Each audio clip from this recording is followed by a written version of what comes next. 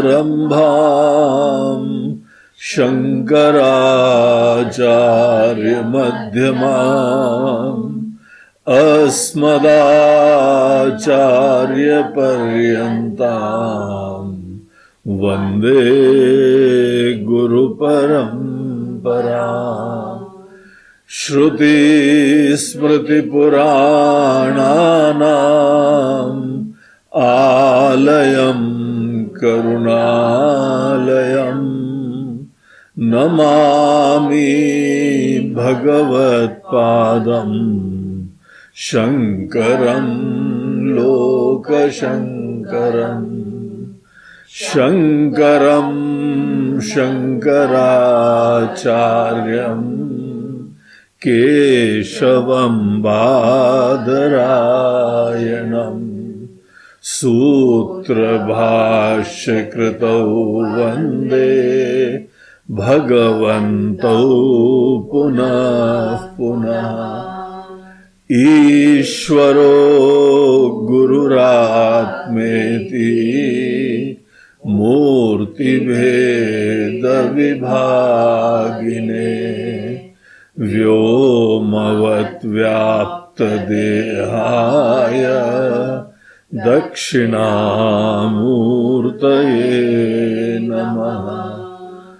ॐ सहना भवतु सहनौ भुनक्तु सह वीर्यं करवावहै तेजस्विनावधीतमस्तु मा विद्विषावहै। ॐ शान्ति शान्ति शान्ति। हरि ओम। वेदांत परिवार के इस मासिक सत्संग के अंक में आप सब लोगों ने फरवरी माह में महाशिवरात्रि का पर्व खूब धूमधाम से मनाया होगा। धूमधाम से नहीं भी हो, बाहर अगर नहीं निकल सकते हैं तो अपने घर में ही बड़े समाहित चित्त के साथ देवादिदेव महादेव की उपासना करी होगी, भजन करा होगा, पूजन करा होगा। उसके लिए तो हमको कोई रोक नहीं सकता है। हमारे आपके सब लोगों के जो आराध्य हैं, जगदीश्वर हैं, दुनिया के मालिक हैं, हम सबको जिसने बनाया, इस पूरी दुनिया को बनाया, उनके ही आराधना के लिए, उनके प्रति आपकी श्रद्धांजलि, आपकी भावांजलि, इसकी अभिव्यक्ति के लिए ही हम लोग ये पर्व बनाते हैं। बीच बीच में ऐसा समय लेना पड़ता है जहां पे हम इंटेंसली चिंतन करें। बाकी आप लोगों की, हमारी सबकी भावना सतत तो बनी रहती है, और आपके दैनंदिन जो भी साधना है, उपासना है, उसमें हम ईश्वर का चिंतन करते हैं, उनको नमन करते हैं, प्रणाम करते हैं। वेदांतों में उन्हीं के तत्व का चिंतन करते हैं, उनको अपने हृदय में अंतर्यामी की तरीके से जानते हैं। देखिए, अपने वेदांत दर्शन को ही जीवन का लक्ष्य समझना चाहिए। वेदांत दर्शन मुक्ति का द्वार है। वेदांत दर्शन एक दर्पण की तरीके से है, जिस दर्पण में हमारे और आपके वास्तविकता का परिचय होता है। बहुत ही विनम्रता से ये एहसास रखना चाहिए कि हमारी जो व्यवहारिक अस्मिता है वो बहुत सतही है, छोटी है, छोटा मन है और छोटी अस्मिता है, संकुचित हो गए। ऐसा जो है हमारे अज्ञान का परिणाम होता है कि हम लोग एक छोटे व्यक्ति होकर जीते हैं। हमारे मनुष्यों का प्रसाद यह है कि शरीर धारी तो हो, लेकिन शरीर की संकुचितता अपनी मत लो, शरीर को धारण करो। हम धारण जब करते हैं तो शरीर से अलग होते हैं। शरीर को तो हमने धारण करा है, आपने धारण करा है, और हम सब लोग, वक्ता और श्रोता सब लोग एक दिन इस चोले को उतार भी देंगे। हम लोग धारण करते हैं, हम लोग उतार देते हैं। इतने मात्र से यही तो निश्चय होता है कि हम लोग इससे अलग हैं। लेकिन यहां पर आके इसी चीज में ऐसे उलझ जाते हैं, हमारी जो व्यवहारिक अस्मिता इतनी प्रधान हो जाती है, छोटापना भी प्रधान हो जाता है, असुरक्षा भी प्रधान हो जाती है, और इसी चक्कर में जीवन भर केवल स्वार्थ की पूर्ति का चक्कर चला करता है। छोटे हैं तो बड़े अकेले हैं, किसी का साथ भी चाहिए, अनेकों व्यवस्था चाहिए। किसी के साथ से कोई प्रॉब्लम नहीं है, ये तो सब ईश्वर की कृपा है, लेकिन मजबूरी होती है, साथ हमारी मजबूरी हो जाती है। अगर छोटेपने से युक्त होके, डर से, अभाव से, सुरक्षा से युक्त होके साथ पकड़ोगे ना, तो साथ भी जो है पूरा फलित नहीं होगा, स्वार्थी हो जाता है। और अगर अपनी वास्तविकता के ज्ञान से युक्त होके किसी का साथ पकड़ेंगे तो वो बड़े प्यार का हो जाता है, सेवा का हो जाता है, खुशियां देने का हो जाता है।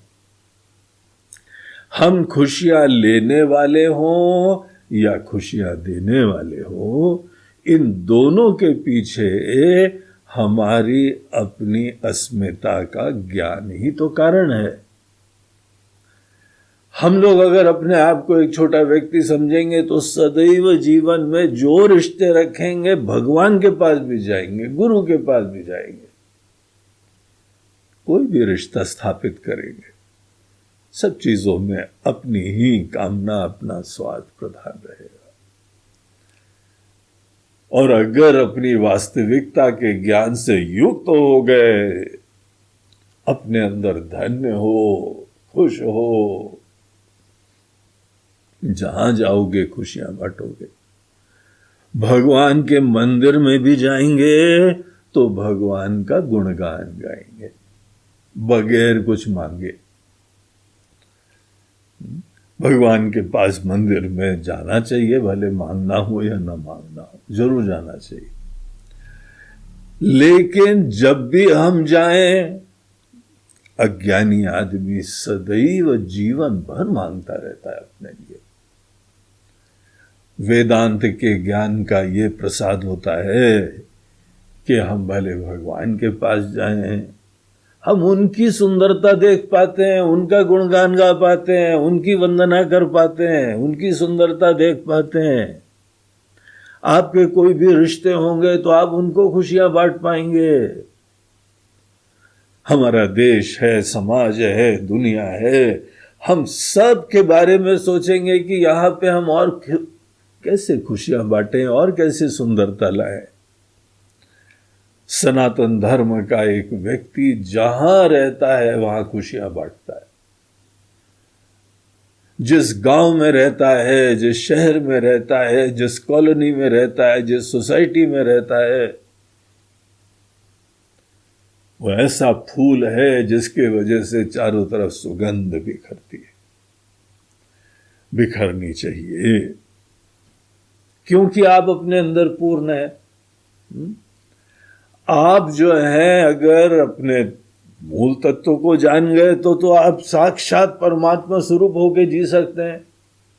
नहीं भी जानते हैं अगर आज, तो हम कम से कम भगवान के भक्त होके जी सकते हैं, उनके अंश होके जी सकते हैं, उनके सेवक होके जी सकते हैं, जैसे हनुमान जी जीते थे।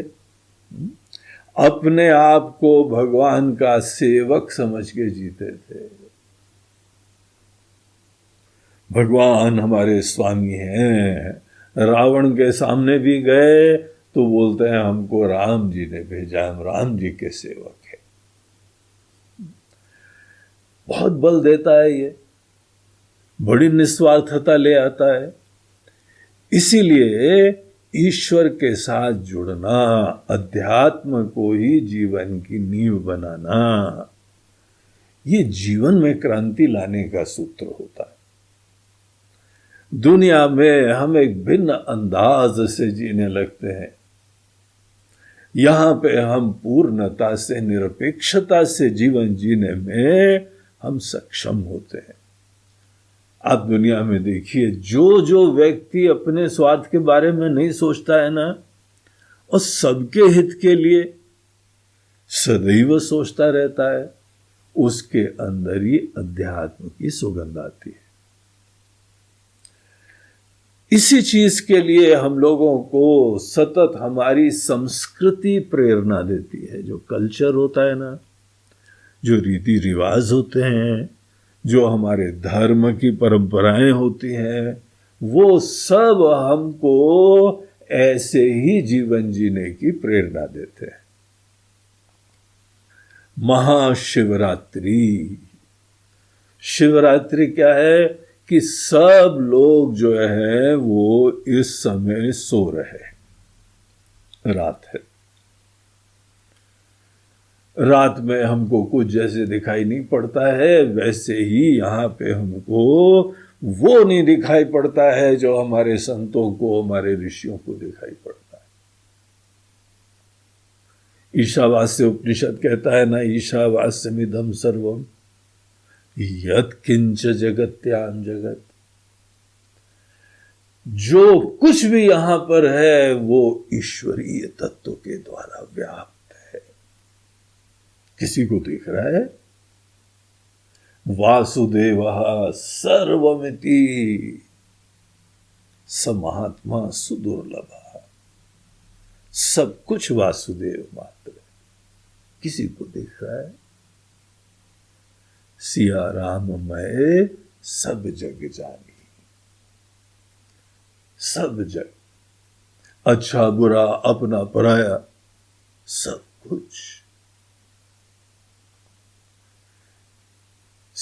कुछ एक दिव्य सत्ता के द्वारा व्याप्त है। अगर ये दिखने लगे तो सोचो कैसी क्रांतिकारी दर्शन होगा ये। सभी अच्छा है, सभी दिव्य है मूल रूप से। हाँ, हर व्यक्ति का मन अलग होता है, उसकी समझ अलग होती है, अकल अलग होती है, वो एक अलग बात है। अकल कोई ठीक करने के लिए शिक्षा होती। अगर सब लोग जो है यथार्थ में जग जाएं, यही सबका प्रयोजन होता है ज्ञान का। तो पूरी जो है सनातन धर्म की व्यवस्था सबके पहले मन को सुंदर बनाने के लिए होती है और फिर उनको जगाने के लिए होती है। हम जो रात में सो रहे हैं, एक गीता का वो श्लोक आपने ध्यान है ना, या निशा सर्वभूताना, जो पूरे समस्त दुनिया के लिए रात है, तस्याम जागृति संयमी, ज्ञानी वहां जगा हुआ है। ज्ञानी को जो दिख रहा है वो दुनिया को दिख ही नहीं रहा है, और जो दुनिया को दिख रहा है वो ज्ञानी को नहीं दिख रहा है। छोटापना, स्वार्थ, विकार, असुरक्षा, चिंता, उनको दिखता ही नहीं। ज्ञानी को आश्चर्य होता है, काहे जबरदस्ती माथापच्ची कर रहे हैं, काहे टेंशन ला रहे हैं। महाराज जी टेंशन है, काहे टेंशन होता है, हमको समझ में नहीं आता है। क्यों होता है टेंशन तुमको? क्या देख रहे हो कि तुमको फोकट में डर लग रहा है, कांपते जा रहे हो, हालत खराब है। ये तो हम जानते हैं कि डर निराधार होता है। अगर निराधार डर होता है तो आधार क्या होता है भैया? निराधार के बजाय आधार सहित हो जाओ ना। क्या जीवन का हमारा आधार होना चाहिए? अंतहीन स्वार्थ की चिंता। इससे हमको जगना ही चाहिए, इससे निकलना चाहिए। आज हम एक रात्रि में विराजमान हैं, हम सो रहे हैं। इस रात्रि में जगना, रात्रि से जगना और शिव तत्व को देख लेना, यही महाशिवरात्रि का प्रयोजन होता है। महाशिवरात्रि का प्रयोजन केवल इतना थोड़ी होता है कि एक दिन भगवान के नाम, एक रात भगवान के नाम, हे शिव जी आज रात को जो है हम सोएंगे नहीं और आपको भी सोने नहीं देंगे। हाँ, और हम क्या करते रहोगे? हम आपके ऊपर ठंडा ठंडा पानी डालते रहेंगे। हाँ। हम अश्योर करेंगे कि आप भी न सो, हम भी न सोए। और अगर बाय द वे बिल्व पत्र के ऊपर बैठे हुए हैं पेड़ के ऊपर, तो तोड़ तोड़ के फेंकते रहेंगे नीचे रात भर। अब बिल्व पत्र के बारे में ऐसी चर्चा करी, इसी चक्कर में घर में बिल्व पत्र लगा लो। ये सब हमारे मनीषी लोग बड़े स्मार्ट थे। जो जो फल फूल पत्ते ये सब चढ़ाने बोलते हैं ना, बड़े वो गुण वाली चीजें होती हैं। देखो कैसे कैसे आशीर्वाद करते हैं। लेकिन महाशिवरात्रि का मतलब ये थोड़ी है कि मात्र एक दिन जो है ना, एक रात में जगे रहना। ये पहले देखना होता है कि हम तो भयंकर निद्रा में सो रहे हैं। भले अपनी आंखें मलते हुए बताओ, नहीं नहीं नहीं गुरुजी हम जग गए हैं। तो तुम क्या जग गए हो? उल्लू। उल्लू को जैसे दिन में कुछ दिखता ही नहीं है, बेचारा दिन में आके चुपचाप बैठ जाता है, और रात को इधर उधर जाता है। कोई चूहा भी निकले, कोई भी जानवर निकले छोटा मोटा उसके भोजन वाला, तो फट से निशाना लगा के पकड़ लेता है। पूरा रात को दिखाई पड़ता है। इसीलिए तो यह उल्लू का दृष्टांत दिया जाता है कि जिसको दिन में जो दिखना चाहिए वो दिखता नहीं है, और जो नहीं दिखना चाहिए वो दिखता रहता है। एक बार ये एहसास हो जाए कि हम सो रहे हैं, अपने अज्ञान अपने मोह का एहसास किसी भी ज्ञान के लिए यह प्रारंभ करने का प्रेरक होता है।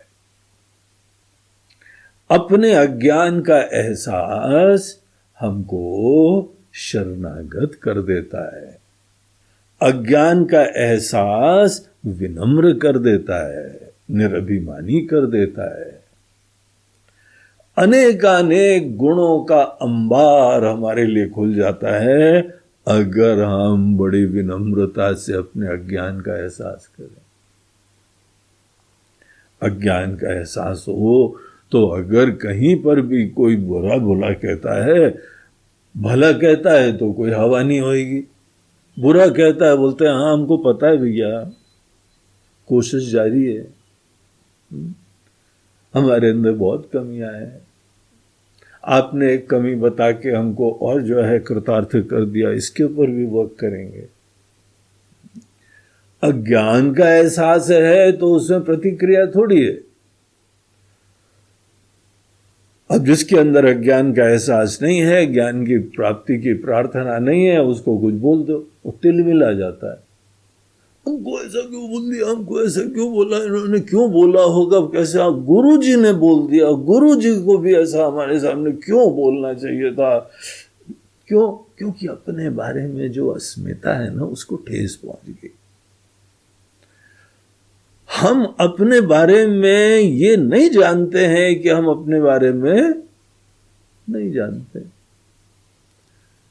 अपने अज्ञान का एहसास ही नहीं है। जिसको अज्ञान का एहसास ना होना, वो कभी मत मानना है कि वो आदमी ज्ञान का प्रार्थी है। ज्ञान के प्रार्थी को अज्ञान का एहसास होना चाहिए, तभी तो ज्ञान का प्रार्थी हो। नहीं, हम तो सब जाने हुए हैं, सब समझे हुए हैं, तो तुम ये ज्ञान क्यों प्राप्त कर रहे हो? महाराज जी बहुत सारी डिग्रियां प्राप्त करें, एक और डिग्री हो जाएगी। बहुत सारे हमारे जो है वह टोपी में पंख लगे हुए हैं, एक और पंख लगेगा। पहले जो है वह मैट्रिक करा, फिर हायर सेकेंडरी, फिर कॉलेज, बीए, एमए। अनेकों लोग तो मैट्रिक से भी पहले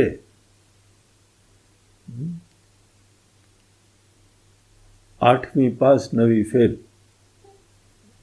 अनेकों लोग ये भी बोला करते थे। धीमे धीमे हमारे नाम के सामने अनेकों उपाधियां जुड़ती गई हैं, अनेकों चीजों का हम ज्ञान प्राप्त करते हैं। महाराज जी जैसे बाकी ज्ञान प्राप्त करा है ना, गीता भी पढ़ ली हमने, उपनिषद भी पढ़ लिया हमने। देखो ऐसे लोग पढ़ेंगे लेकिन उनके जीवन में कोई परिवर्तन नहीं होगा, छोटापना नहीं खत्म होगा। लेकिन अगर किसी चीज का ज्ञान अज्ञान के एहसास से चालू होता है, तो पता नहीं है, फिर पता करने की कोशिश होगी, वो ज्ञान हमको जगाने में सक्षम होता है।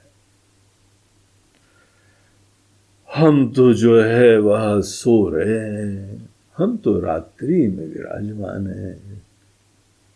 ऐसे भाव से युक्त होके जब शिव जी का चिंतन मनन करा जाएगा तो हम महाशिवरात्रि मना रहे हैं।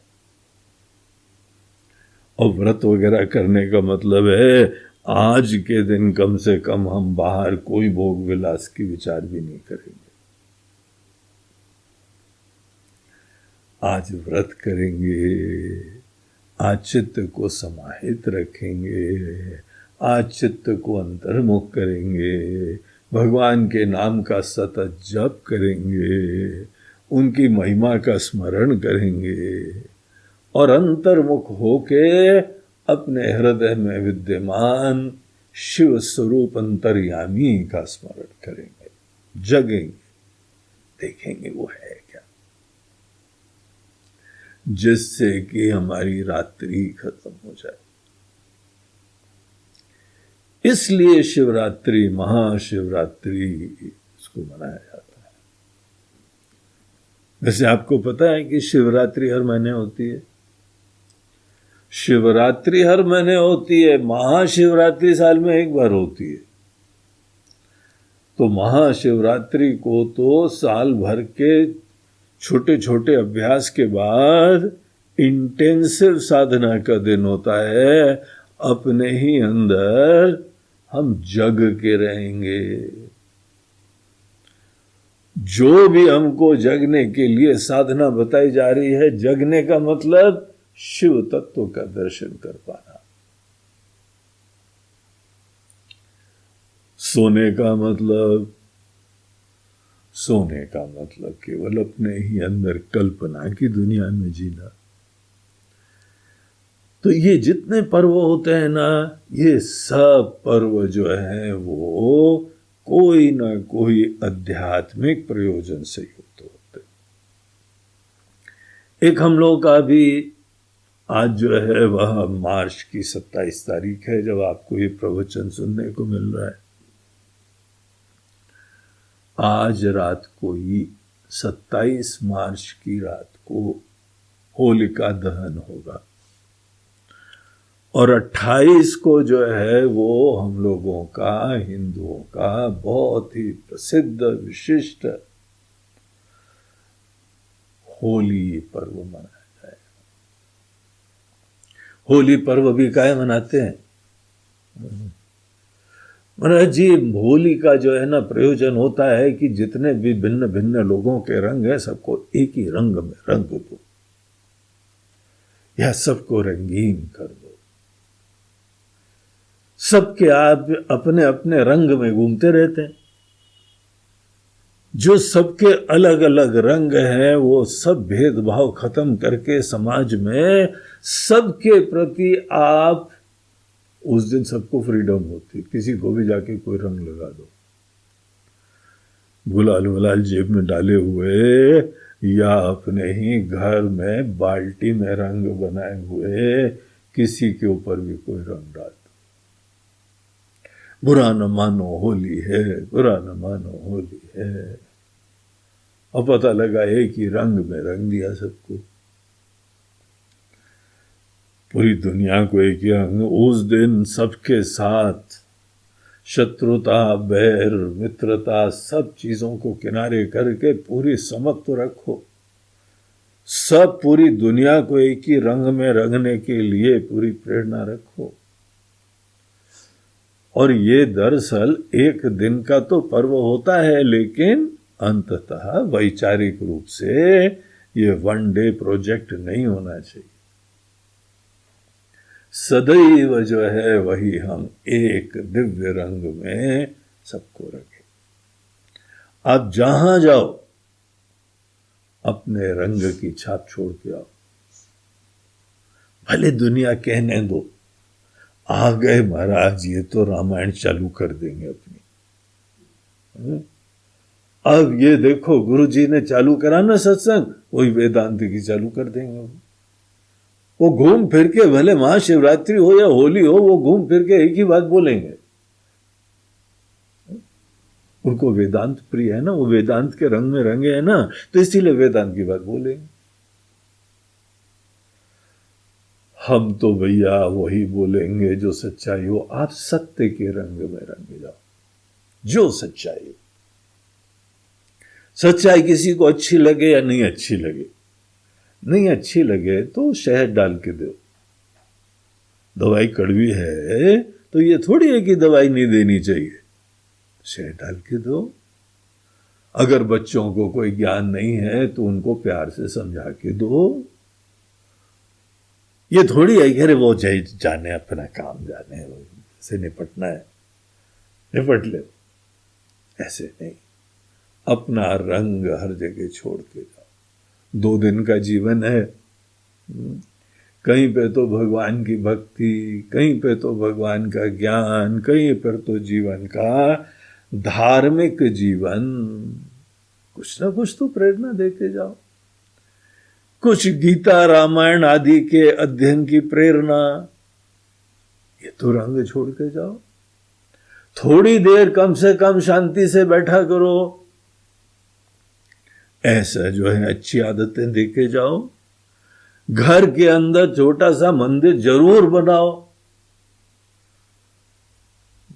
अपनी भी अनेकों जगह घर में फोटो वोटो लगाओ, लेकिन एक जगह तो भगवान का कुछ प्रतीक रखो और वहां पे आदर से प्रणाम करो। ये तो रंग छोड़ के जा सकते हैं। होली के बाद हमारी जो है वह मन से होली चालू रहे। होली का तो एक जो है वो प्रेरणा दी जा रही है। भले कोई आपको ब्रांड कर दे, क्या ब्रांड करेगा? ही ब्रांड करेगा ना। कि भगवान के भक्त आ गए।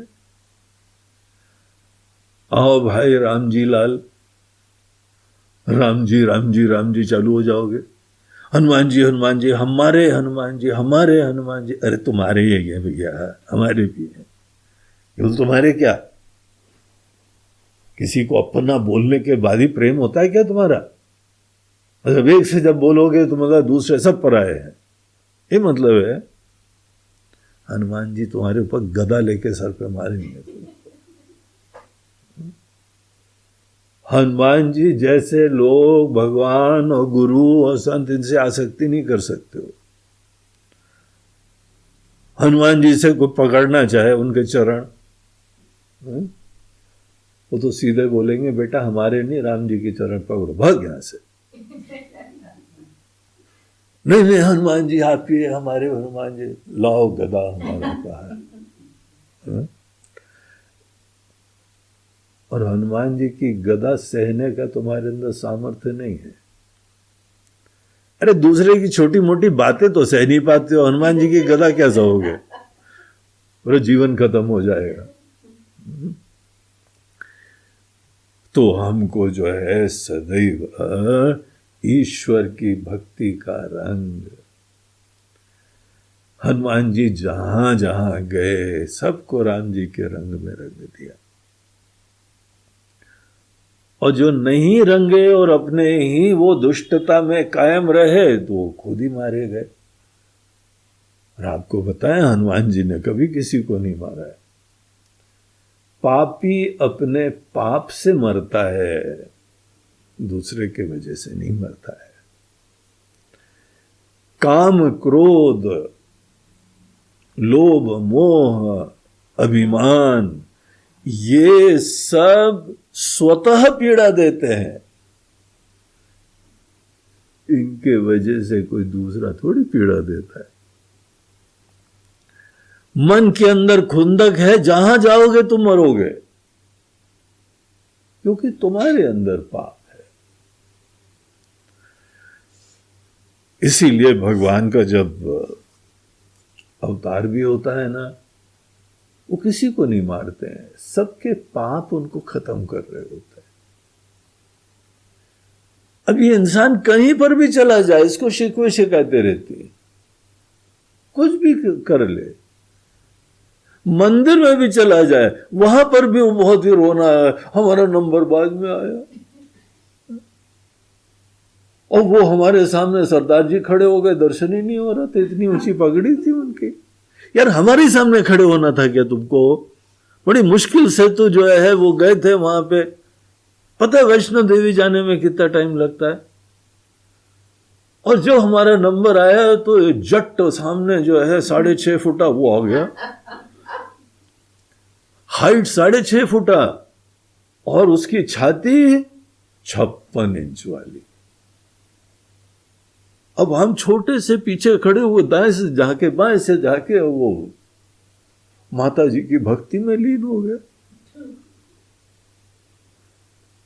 अब जिस आदमी के मन के अंदर खुंदक है ना, वो वहां पर भी निकल आती है, उसको रोना सदैव होता है। क्या वो बेचारे जो है सरदार जी के वजह से या उन्होंने कोई दुख दिया? कोई दुख नहीं दिया, वो तो भक्ति में लीन है। पाप के वजह से, विकार के वजह से हम खुद दुखी होते हैं। ये मन के अंदर एक दैवी गुण होते हैं और एक आसुरी गुण होते हैं।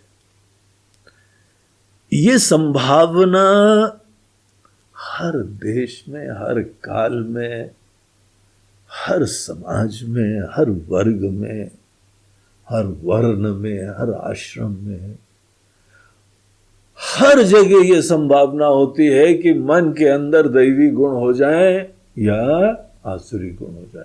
और ध्यान रखो, ये भगवान ने नहीं करा। भगवान जो सबको आनंद देते हैं, ज्ञान देते हैं, वो थोड़े किसी के मन के अंदर विकार उत्पन्न करेंगे। वो तो खुद बेचारे आते हैं हमारे अंदर अज्ञान और विकार दूर करने के लिए। जो भी आसुरी विचार होते हैं वो हमारे अंदर अज्ञान से जन्मते हैं। जब हमको मूल रूप से शिव तत्व का ज्ञान नहीं होता है तो अपने आप को हम ये शरीर आदि छोटी उपाधि समझ लेते हैं।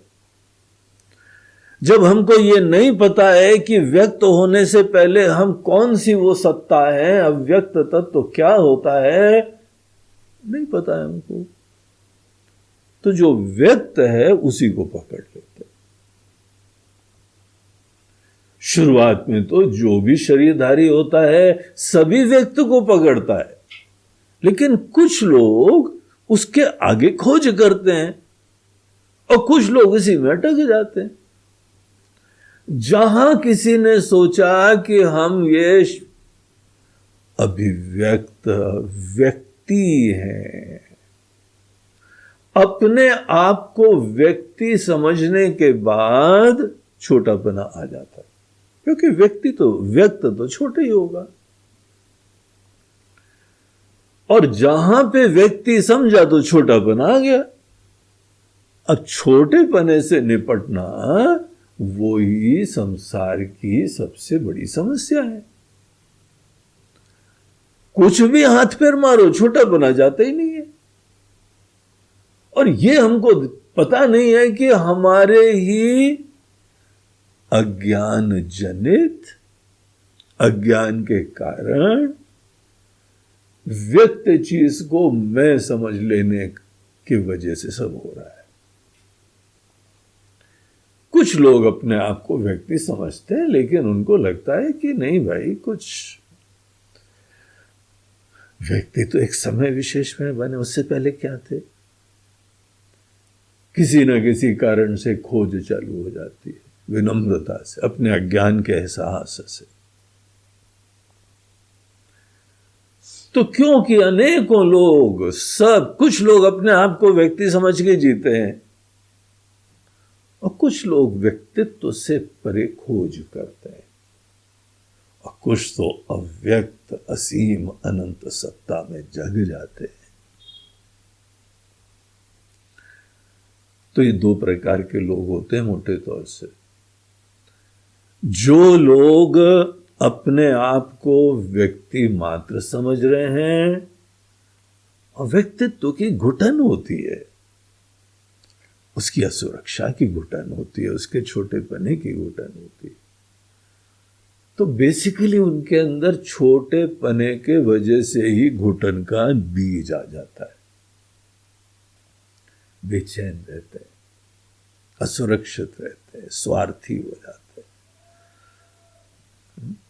और मरता क्या ना करता, बेचारे अंदर से इतने घुटन है, इतनी बेचैनी है, तो उनको स्ट्रगल करना पड़ता है। किस बोलो ये फूल देखो, बोलते फूल वूल नहीं, यू ब्लडी फूल, हमको देखो। कौन सा फूल देखो, हमारे पास कहां टाइम है, आप ही लोग फोकट के लोग हैं, फूल ही देखते रहते हो। जरूरी चीजें देखो, रोटी कपड़ा मकान देखो, अपनी व्यवस्था देखो, अपने बाल बच्चों को देखो, सबको देखो। तुमको देखने टाइम ही नहीं, फूल देख रहे। अब जिसके अंदर भयंकर पीड़ा विराजमान है, अपना ही दर्द विराजमान है, वो क्या देखेगा। तो अपने लिए बिजी रहते हैं लोग। और कुछ लोग होते हैं जो अपने बारे में निश्चिंत होते हैं, व्यक्तित्व से परे कुछ देख लेते हैं, अपने अंदर दिव्य अव्यक्त असीम सत्ता देख लेते हैं, ईश्वरीय सत्ता देखते हैं, अविनाशी सत्ता देख लेते हैं। नहीं भी देख लेते हैं तो उस दिशा में कम से कम श्रद्धा रखते हैं और धीमे धीमे यात्रा करते हैं। तो जो लोग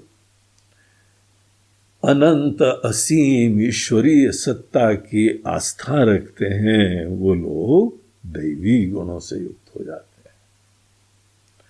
और जो लोग अपने आप को यही छोटा व्यक्ति समझ रहे हैं, वही सर्व सर्वा है, वही हम है। हम अपने बारे में बताएं आपको, तो जब भी कोई अपने बारे में बताएगा तो क्या बताएगा, हमारी हाइट इतनी है, हमारी वेट इतनी है, आजकल शुगर इतनी है, आजकल कोलेस्ट्रॉल इतना है, और डॉक्टर ने बोला वेट कम करो, और वेट नहीं कम करोगे तो मरो जाके, हर पली वैसे मर रहे हो, हम कहाँ जाके मरो, यही मतलब मरते रहते हो हर समय, तो ये कर लो और वैसा कर लो। उनकी ये दुर्दशा होती, बेचैन, असुरक्षित, तो उनके अंदर ही टेंशन होता है। अभाव से युक्त है तो कामना होगी कि नहीं होगी, और कामना पूर्ति में कोई बार बार रोड़े अटका रहा है तो उसका सर फोड़ोगे कि नहीं फोड़ोगे, तो क्रोध भी आएगा। तुम्हारी ऐसी की तैसी है, अभी हम बताते हैं किससे पाला पड़ा है तुम्हारा,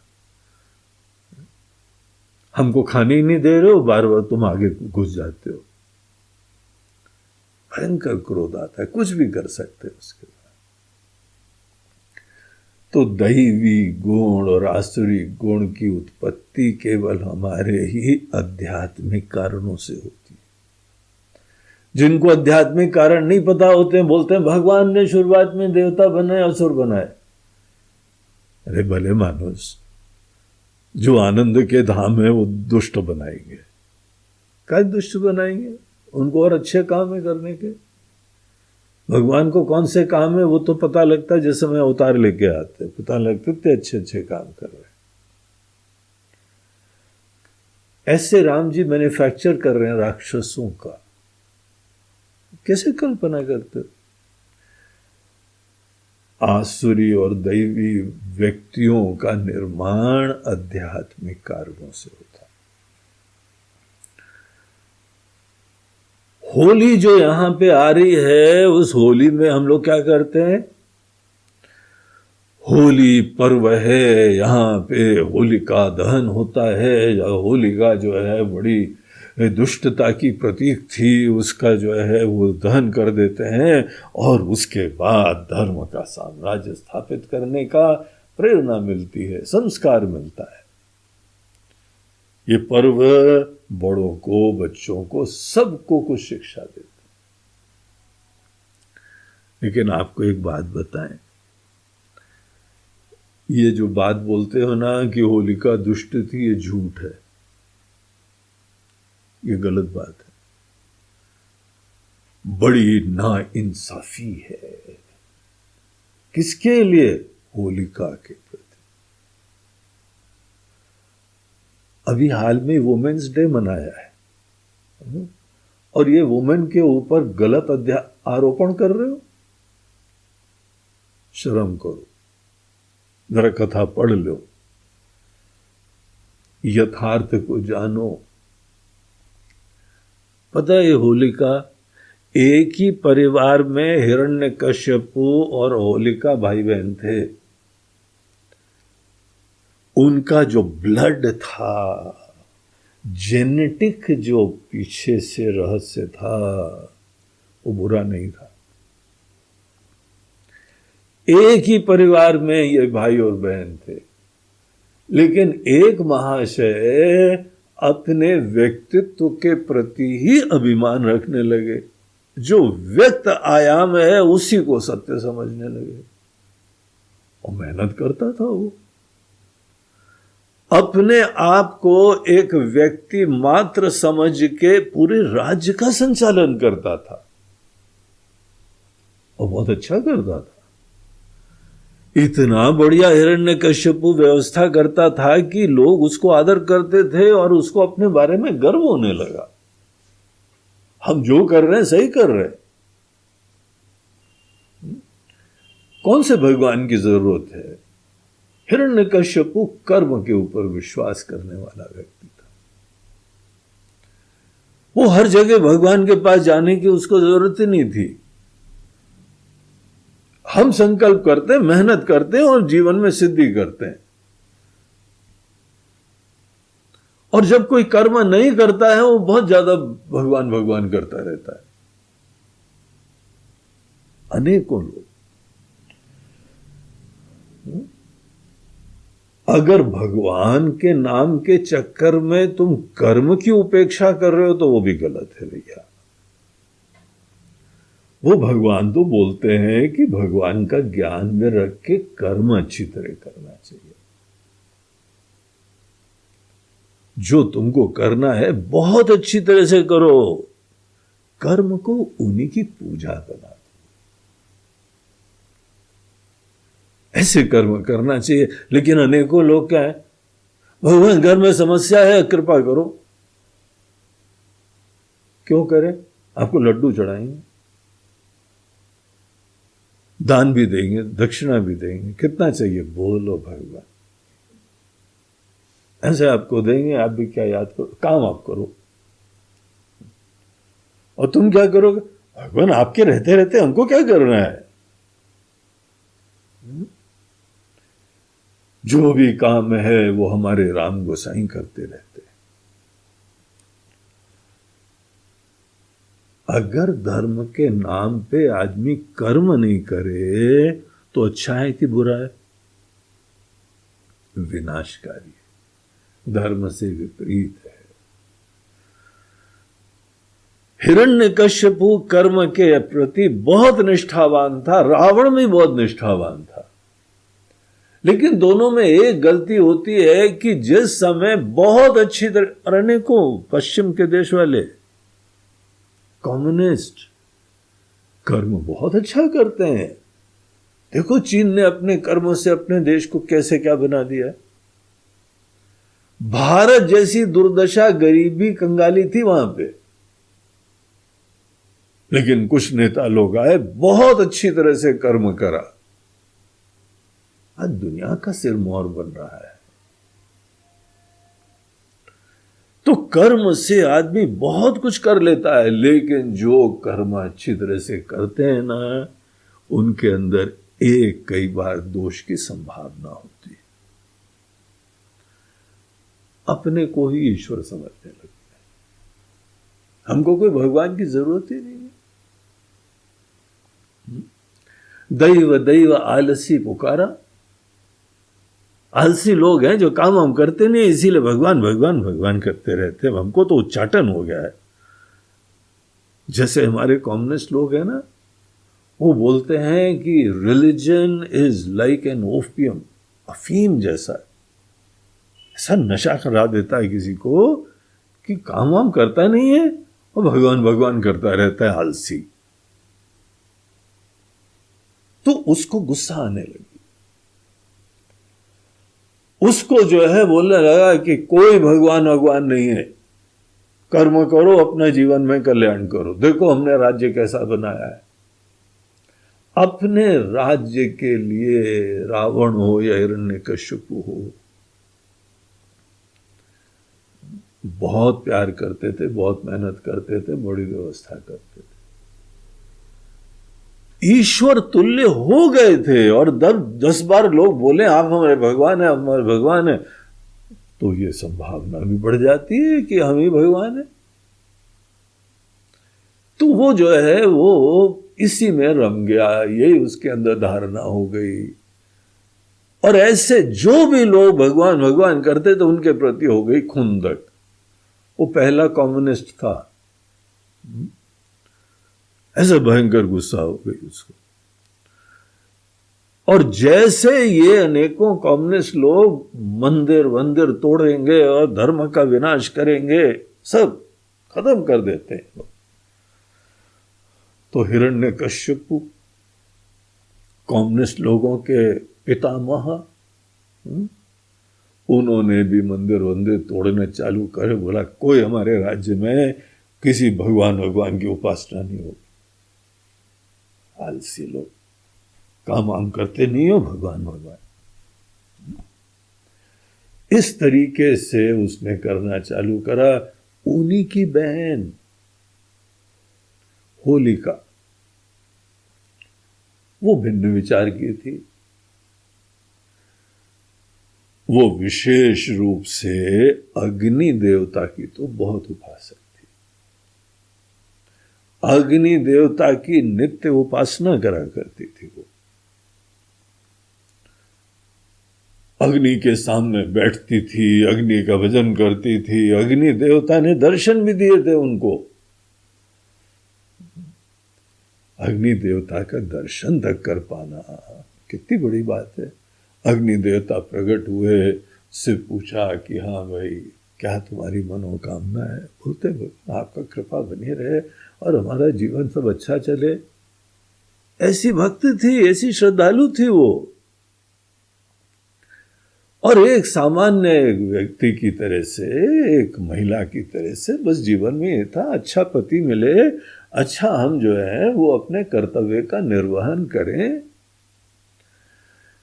तो उसने जो है अच्छे वर की भी प्रार्थना करी थी। अग्नि देवता ने उसको एक बार प्रसन्नता से एक ऐसी चादर भेंट करी, बोला बस तुम इसको ओढ़ लोगे तो तुम इतने हमारी उपासक हो, तुमको कभी जो है वो अग्नि दहन नहीं करेगी। फायर प्रूफ चद्दर, फायर रिटार्डेंट चद्दर, ऐसी जो है उन्होंने शॉल जैसी उनको दी थी। तो वो शॉल जो है ओढ़ के फिर बैठती थी और भी लंबी चौड़ी उपासना लंबी होती रहती थी, कुछ गर्मी नहीं लगती थी। अब अग्नि का धर्म है कि जलाना, तो इसीलिए व्यवस्था कर ली अग्नि देवता की कृपा से ही। और उसका जो है वह एक राजकुमार से प्रेम हुआ। उस राजकुमार का नाम था इलोजी। तो राजकुमार इलोजी, उन दोनों का प्रेम प्रसंग हुआ और शादी ब्याह का भी निश्चय हुआ। तो ये जो पूनम का दिन है, इसी दिन वो बारात लेके आने वाला था और होलिका और इलोजी का विवाह था। अब ये जो है ना हिरण्यकश्यप को सब खबर मिल गई थी और ये भी पता लग गया था कि ये जो है ना अग्नि देवता की ऐसी उपासक है और अग्नि देवता ने कुछ ऐसा कुछ आशीर्वाद दिया हुआ है कि जलती नहीं है। और दूसरी तरफ से वो जो है ना अपने पुत्र प्रहलाद की भगवत भक्ति से बड़े दुखी थे। उनका जीवन दर्शन ही जो फेल हो रहा था, ये अच्छा हमारा संतान आया, अच्छा लड़का आया है, हम पूरे जीवन कर्म की उपासना करते रहे हैं, कर्म की महिमा गुणगान गाते रहे हैं, कर्मनिष्ठ रहे हैं और बड़े अच्छे प्रशासक और राजा रहे हैं, ये हमारी परंपरा कहां चलाएगा। उसको समझाया, बुझाया, डांटा, सब करा, लेकिन प्रहलाद उनको समझाने लगता था। बोला नहीं पिताश्री, कर्म करना चाहिए लेकिन राम जी के सेवक बन के करना चाहिए, भगवान विष्णु के दूत बन के करना चाहिए। बोला तुम्हारी ऐसी की तैसी। वो मानते नहीं थे। प्रहलाद अपने सिद्धांतों में दृढ़ रहता था, उसका कोई जीवन दर्शन था, वो सोच थी उसकी। तो मूल रूप से ये चक्कर था। और जब कोई आदमी ऐसा अभिमानी, कर्मठ, आग्रही, दृढ़ संकल्पी उससे पंगा लो ना तो वो बहुत विनाश कर देता है। किसी चीज को भी हटाने में, भले उनका पुत्र भी हो, नहीं समझा पाए, हम अपनी जीवन भर की तपस्या, अपना जीवन दर्शन इसके चक्कर में नहीं खत्म करेंगे। जरूरत पड़े तो इसी को खत्म कर देंगे। हमने बहुत कोशिश करी, साम दाम दंड भेद सभी नीति धीमे धीमे एक एक करके अप्लाई करी, लेकिन इसके तो कुछ दिमाग में नहीं बैठता है। पिताजी को भगवान समझना चाहिए, ये भगवान भगवान समझते ही नहीं है, हमको तो लल्लू समझता है, हमको तो ज्ञानी समझता है, हम ही को ज्ञान देने लगता है। तो इसको तो बस फाइनल वही ट्रीटमेंट कर रहा है, हटा दिया जाए रास्ते से।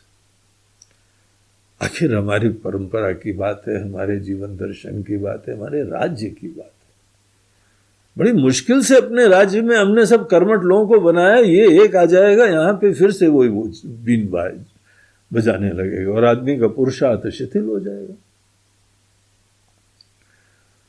तो उन्होंने जो है योजना बनाई। अब उनके पास देखो क्या क्या डाटा था कि होलिका अग्नि की उपासक है, होलिका के पास एक ऐसा उपहार है और होलिका की शादी होने वाली है, दूल्हा राजा आने वाले हैं। देखो कैसा भाई था। उन्होंने बोला कि हम तुम्हारी शादी धूमधाम से कराएंगे, लेकिन तुमको एक हमारा काम करना है। अग्नि कुंड में तुमको प्रहलाद को लेके बैठना है। हम हार चुके हैं बाकी सब तरीकों से, अब फाइनल इनको भगवान के पास ही पहुंचा देते हैं, है ना। वो भगवान भगवान करता है ना, तो हम कैसा करते हैं, भगवान के पास पहुंचा देते हैं, तो हमारी मदद करो।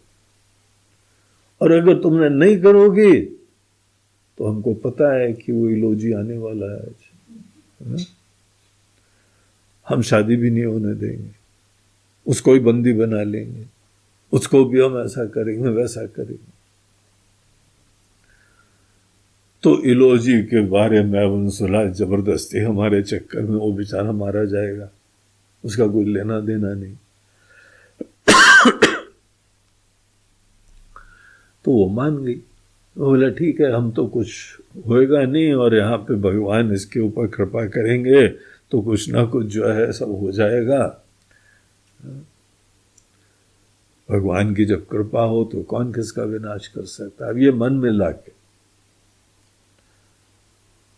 उसकी मजबूरी थी, वो इसी मजबूरी में उसने स्वीकार करा। इसीलिए देखिए होलिका दहन के पहले होलिका के पूजन करा जाता है, तब जाके होलिका दहन होता है। हिमाचल में हमने सुना है एक गांव है, वहां पे तो होलिका की वंदना होती है। होलिका इलोजी का विवाह भी संपन्न होता है, ये पूरी परंपरा चलती है। वहां के उस गांव के लोग अपनी कथा को ज्यादा अच्छी तरह जानते हैं। तो जब होलिका दहन हुआ तो पूरा सभा बनाई गई और प्रहलाद को बुलाया गया और उनको भी कुछ पट्टी वट्टी पढ़ाई गई। बोला वो अग्नि में जो है वो तुम अपनी बुआ के साथ बैठो। तो बेचारी बुआ भी जो बेसिकली बड़ी अच्छी थी, जो किसी भी देवता का भजन करे वो बेसिकली शरणागति निरभिमानी व्यक्ति होता है, और उसका तो जीवन का अध्याय चालू होने वाला था शादी ब्याह के बाद। तो उन्होंने वो लेके बैठी, चद्दर वद्दर अपनी बाकायदा वाली शॉल निकाल के लाई, उसने ओढ़ा और प्रहलाद को अपनी गोदी में बिठाया और इधर जो है वो हिरण्यकश्यपु ने पूरा अग्निदाह करवा दिया।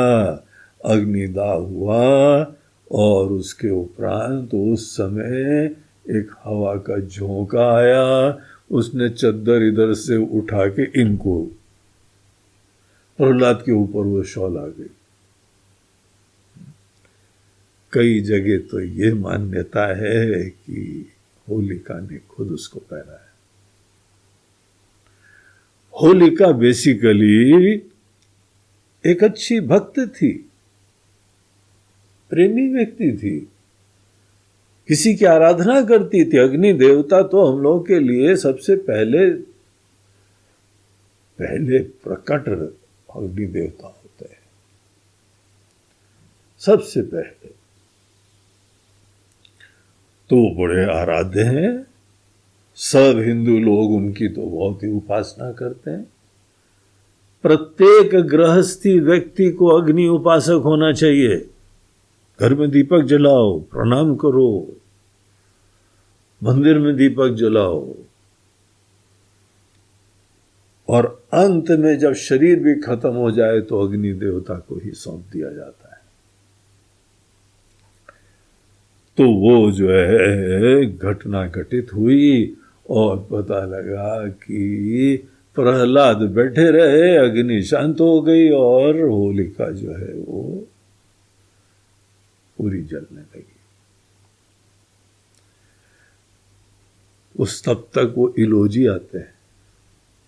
इलोजी जब पहुंचे उन्होंने देखा कि ये क्या हुआ, तो एक सब भयंकर तांडव करा उसने, और उसके बाद वो सब दुनिया छोड़ छाड़ के जंगल चला गया।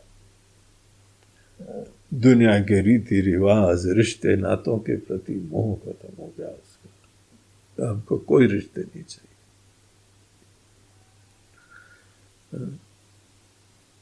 पूरा वैराग्य नहीं हो गया। वैराग्य कुछ और भी होता है। उच्चाटन से वैराग्य नहीं होता है, क्रोध से नहीं होता है। लेकिन हाँ, वो इस दिशा में उसने कदम बढ़ाया, फिर आगे उसका क्या हुआ ये अलग बात है। लेकिन यहाँ पे देखिए, जो हम लोग अगर कहते हैं कि धर्म की विजय होती है, अधर्म का नाश होता है, वहां नाश किस चीज का हुआ? वहां पे किसी बुआ ने अपने ही पुत्र तुल्य उसके लिए अपने जीवन का बलिदान दे दिया। और इस तरीके से जो ईश्वरीय दर्शन है उसकी स्थापना होती है। हमको कर्म जरूर अच्छी तरह से करना चाहिए, खूब मेहनत से करना चाहिए। अपने आलस, कन्वीनियंस आदि को किनारे करके कर्म करना चाहिए। क्रिएटिवली करना चाहिए, दिलो जान से करना चाहिए, जग के करना चाहिए, खुले मन से करना चाहिए, और उसको पूजा बनाना चाहिए। शास्त्र का ये दर्शन है। जो अगर आसुरी लोगों की तरीके से कर्म तो करते हैं, मेहनत तो करते हैं, सवेरे शाम बिजी रहते हैं, लेकिन हम ही करता है, हमारे अलावा कौन है, ये सब चीज का ही होली पर्व में ऐसे जीवन दर्शन का जो है वो खंडन करा जाता है। तो ऐसे पर्व पे सब लोग ये संकल्प लें, हमारी अध्यात्म की यात्रा कर्म के क्षेत्र से प्रारंभ हो। प्रत्येक कर्म के माध्यम से आप ईश्वरीय सत्ता का स्मरण करें, उनकी आराधना करें, मेहनत तो खूब करो। जब जब भक्ति के चक्कर में कर्म खत्म होने लगे तो ये दोषवान है, विनाशकारी है। और इस तरीके से आसुरी भाव अपने अंदर नहीं आने देना चाहिए, और दैवी गुण सतत बढ़ते रहें। जब दैवी गुण बढ़ते हैं तो व्यक्तित्व से परे, व्यक्त से परे अव्यक्त की यात्रा तभी चालू होती है। अब टोटल पिक्चर तो व्यक्त अव्यक्त दोनों की है। व्यक्त होने से पहले हम क्या थे, और आज व्यक्त हुए हैं, वो भी एक यथार्थ है। इन दोनों का कंसिडरेशन होना चाहिए। ये थोड़ी सडनली कहानी व्यक्त होने के बाद ही चालू होती। तो ये प्रेरणाएं हमको अपने पर्वों से मिलती है। महाशिवरात्रि से देखे कुछ प्रेरणा मिली, और अभी होली आ गई। इसमें भी आध्यात्मिक रहस्य विराजमान है। आप सब लोग होली का पर्व अच्छी तरह मनाएं और एक दिव्य प्रेरणा से युक्त हों, सतत अपने अंदर जगने की प्रेरणा रखें, उदात्त, निस्वार्थ, निश्चिंत हो के यहाँ प्रेम से जीना सीखो। यही सनातन धर्म। तो सनातन धर्म के प्रति आपकी आस्था बनी रहे, और ऐसी आर्ट ऑफ लिविंग जो भगवान के द्वारा प्रदत्त आर्ट ऑफ लिविंग है, वो आर्ट ऑफ लिविंग उसको अपने जीवन में उतारें और अपने जीवन को धन्य करें। तो ये जो है इस बार का हम लोगों का मासिक कुछ चर्चा थी। आप सब लोगों को कुछ विचार के मसाले थे और शुभकामनाएं हैं। तो इसके साथ हम लोगों का इस मार्च महीने का मासिक सत्संग समाप्त होता है। पुनः आप सब लोगों को होली की बहुत बहुत रंगीन शुभकामनाएं। हर बार होली के समय काफी वर्षों से हम लखनऊ में होते थे और लखनऊ में ही जो है वो होली का सेलिब्रेशन का प्रोग्राम भी होता था। तो बहुत बढ़िया अनेकों भक्त लोग आते थे, वहीं पे सब जमा होके सबको शुभकामनाएं भी दी जाती थी। सब लोग अपनी ही भावना अभिव्यक्त बालवत तरीके से करते थे और सब आपस में अनेकों मिष्ठान भिन्न भिन्न लोग लाते थे। कुछ लोग तो बहुत अच्छी तरह से व्यवस्था सभी कर देते थे। आप सब लोगों को बहुत बहुत शुभकामनाएं। अब वो समय कोरोना ने बदल दिया सब, तो इसी तरीके से मनाने की बात है, यही प्रभु इच्छा है। चलिए, नमः पार्वती पतये हर हर महादेव। नर्मदे हर बोलो गंगा मैया।